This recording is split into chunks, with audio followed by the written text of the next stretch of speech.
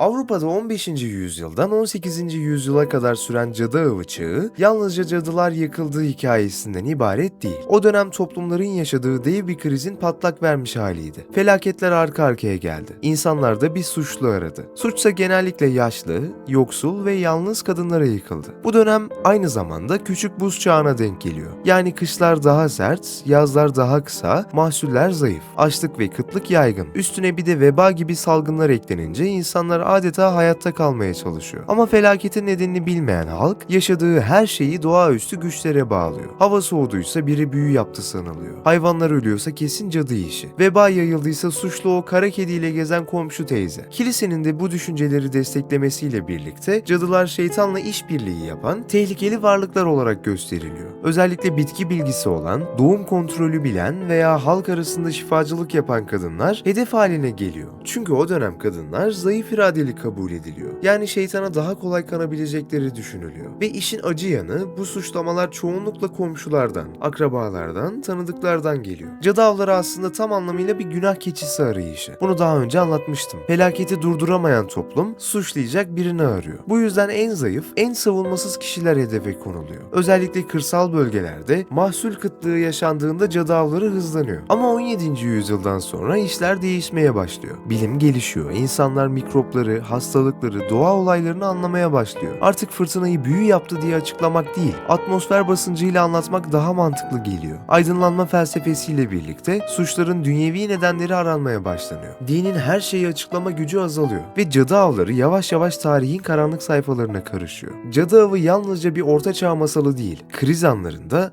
bilgi yerine korkuyla hareket eden insanların neler yapabileceğine dair ciddi bir uyarı bizlere.